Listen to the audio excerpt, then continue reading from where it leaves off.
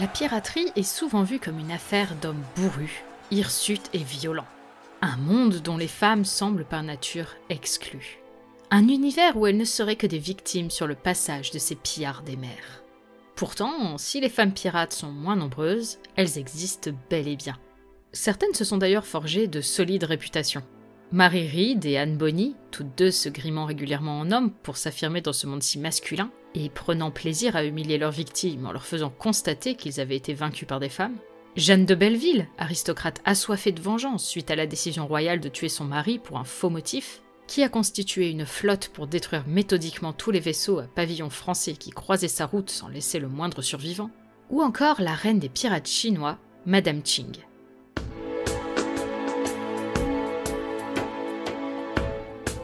Avant de nous lancer dans le vif du sujet, il est nécessaire de faire un point pour savoir comment nous allons la nommer. Elle a en effet eu de nombreux noms au cours de sa vie. Son nom de naissance, son nom d'épouse, son nom de veuve, qui existent dans plusieurs langues, français, anglais, mais surtout cantonais et mandarin. Il est donc possible de la retrouver sous les noms de Shiyang ou de Shekyang, puis Chengisao, Shengatsu ou Madame Ching, puis Chingshi, Shengshi ou Veuve Ching, bref, c'est compliqué. J'ai choisi d'utiliser pour elle comme pour tous les autres pirates leur nom cantonais, car c'est une histoire incroyable qui se déroule dans la région du Guangdong où se situe Canton.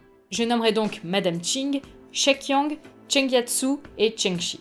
Très peu de sources écrites existent à son sujet. Généralement, quand on entend parler d'elle, c'est au travers de récits à propos d'autres pirates. Il est donc particulièrement corsé de savoir ce qu'elle a fait avant de devenir pirate, mais on a tout de même quelques pistes.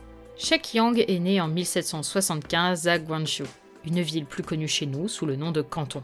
Elle fait partie de l'ethnie des Tangka, les Boat People, un peuple vivant sur l'eau et perçu comme inférieur et méprisable par les habitants de la terre ferme. Vendue par son père à un bordel flottant durant son adolescence, elle restera prostituée jusqu'à une attaque de pirates à l'aube du 19e siècle. Ce pillage est orchestré par l'un des pirates les plus influents des eaux cantonaises, Chengyat. Chengyat, bien plus souvent nommé sous son nom mandarin de Chengi, est un pirate renommé, descendant d'une famille pratiquant la piraterie depuis le XVIIe siècle. Il possède des dizaines de bateaux et est respecté par ses pairs depuis qu'il a combattu la marine chinoise en tant que corsaire lors d'une guerre contre ce qui deviendra bientôt le Vietnam. Lors de ce raid à Guangzhou, il tombe sous le charme de l'une des prisonnières, Shekyang. Elle est intelligente, vive et peu docile. Il en fait rapidement sa concubine et va jusqu'à l'épouser en 1801, probablement en échange d'un rôle plus important dans la flotte. Au contraire des marins européens qui voyaient les femmes à bord comme une malédiction, les marins chinois avaient l'habitude de prendre leurs femmes avec eux sur les flots. Cela ne veut pas forcément dire qu'elles prenaient activement part aux activités de piraterie de leur mari, mais certaines devaient inévitablement y participer. Rapidement, celle que l'on nomme désormais Chengyatsu, soit Madame Chengyat, s'impose comme une figure de l'ombre qui gère avec son mari une efficace campagne pour dominer les mers de Chine. À son apogée, la flotte de Chengyat atteint les 300 jonques, le nom donné aux voiliers chinois, ce qui représente au minimum 20 000 pirates sous les ordres du capitaine. C'est une flotte immense mais désordonnée. Le couple Cheng élabore un nouveau stratagème pour assurer la fidélité de la flotte tout en s'enrichissant encore plus. L'idée est de créer une confédération avec les autres pirates de la zone pour couvrir un maximum de territoire sans marcher sur les plates-bandes des autres. La confédération proposerait un système de passe aux marchands et aux pêcheurs.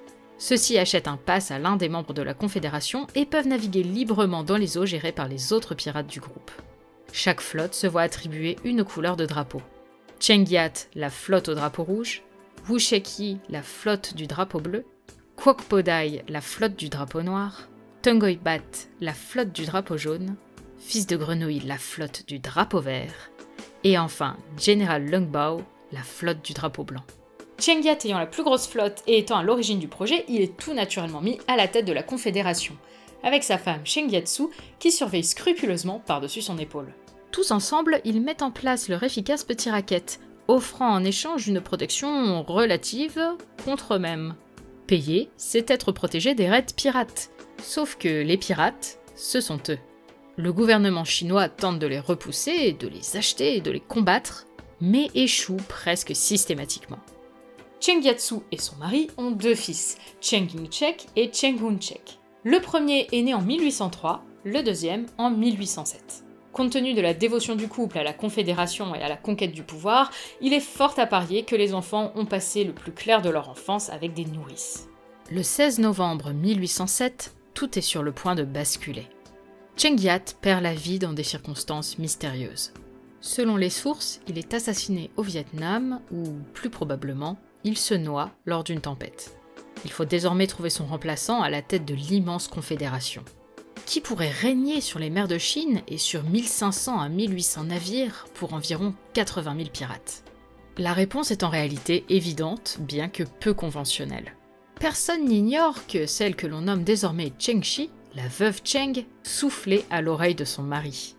C'est une grande oratrice, parfaitement au fait de toutes les affaires de la Confédération, et c'est elle qui a hérité de la flotte au drapeau rouge. Elle est donc choisie à l'unanimité comme nouvelle chef de la Confédération des pirates. C'est alors qu'elle fait entrer en scène une nouvelle figure qui va lui servir de bras droit, et bien plus encore, Chung Po Tsai. Chung Po Tsai a été pendant toute son adolescence l'amant de Chengyat. Celui-ci avait fini par adopter le jeune homme afin de lui donner un statut d'héritier légitime. Il était très proche de ses parents adoptifs et était capitaine sur l'un des bateaux de la flotte des Cheng lors du décès de Chengyat. Afin de se consacrer à l'entièreté de la flotte et pour l'avoir sous son aile en qualité de conseiller, Cheng Shi confie à Chung Po Tsai le commandement de la flotte au drapeau rouge et l'épouse pour affirmer la légitimité du jeune capitaine. C'est un véritable choc pour la Confédération, tout particulièrement pour le chef de la flotte au drapeau noir, Quoc Podai, qui avait lui-même tenté à plusieurs reprises de négocier une alliance par le mariage avec la veuve. Si Quoc Podai reste dans la Confédération, sa fidélité s'effrite. Chung Po Tsai est toujours aujourd'hui l'une des figures emblématiques de la piraterie chinoise. C'est à travers les récits à son sujet que l'on découvre l'existence de Cheng Shi, complètement oubliée de l'histoire de par sa condition de femme. Pourtant, c'est bien leur coalition qui a mené la Confédération à être plus puissante que jamais, grâce à un code de piraterie extrêmement strict, imposant une fidélité et un respect sans faille à la flotte. La moindre désobéissance à ce code entraînait une mutilation ou une mise à mort immédiate, généralement par décapitation. La règle la plus connue de ce code est une véritable révolution dans le monde de la piraterie et dans la Chine du 19e siècle de manière générale. Les pirates avaient interdiction d'avoir des rapports sexuels avec des prisonniers sans l'accord direct du commissaire de bord, ce qui, sans le dire clairement, revenait à punir de mort le viol. La seule manière de contourner cette règle est d'épouser la captive, avec l'accord du commissaire de bord et à condition de l'avoir pour unique compagne, au contraire des capitaines qui, eux, pouvaient avoir plusieurs femmes et concubines. D'autres règles permettaient de renforcer le code d'honneur qui unissait les pirates de cette flotte et d'éviter les mutineries. Ceux-ci ne devaient pas attaquer les villages coopérant avec eux, et le butin était réparti équitablement entre les différents membres de l'équipage. C'est en 1809 que les choses commencent à se corser pour la Confédération de Cheng Shi. Les autorités chinoises ont l'appui des autorités portugaises qui aimeraient beaucoup débarrasser les eaux de leur protectorat Macao de tous ces pirates. Alors que Chung Po Tsai demande l'aide de Quoc Podai pour faire face aux assauts militaires, celui-ci refuse avant de prendre Chung Po Tsai en embuscade, faisant subir sa première défaite cuisante à la flotte du drapeau rouge. Quoc Podai se rend aux autorités chinoises, se fiant à leur promesse de gracier les pirates se rendant de bonne grâce. Il est immédiatement nommé officier de la marine chinoise. Son geste entraîne une vague de reddition chez les pirates de la Confédération.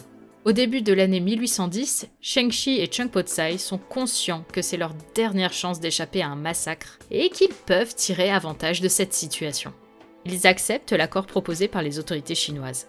Chung Po Tsai devient lui aussi officier dans l'armée chinoise et participe avec Quoc Podai au combat visant à anéantir les vestiges de la Confédération. Cheng Shi, quant à elle, bénéficie d'une amnistie totale. Elle conserve l'entièreté de son butin et s'offre une retraite paisible à Guangzhou. Des rumeurs supposent qu'elle y a monté un bordel et une maison de jeu, d'autres qu'elle a simplement profité d'une vie luxueuse, paisible et anonyme pendant 34 ans, avant de décéder en 1844 à l'âge de 69 ans. Cette vidéo me tenait à cœur car Cheng Shi est un personnage passionnant que je tenais à vous faire découvrir plus en profondeur. J'espère avoir su vous captiver autant qu'elle m'a fasciné. Les sources sont en description, mais je tenais tout particulièrement à mettre en avant un livre, The Flowerboat Girl de Larry Fane. C'est un roman, mais qui s'avère être en réalité une des sources les plus fiables sur le sujet. Les recherches sont extrêmement poussées et rigoureuses, j'ai appris énormément sur le sujet grâce à lui. Si vous lisez l'anglais et que cette vidéo a titillé votre curiosité, je vous le conseille fortement. C'est tout pour cette vidéo, dites-moi en commentaire si elle vous a intéressé, et à très vite pour une autre vidéo dans l'univers de Doctor Who. Des bisous.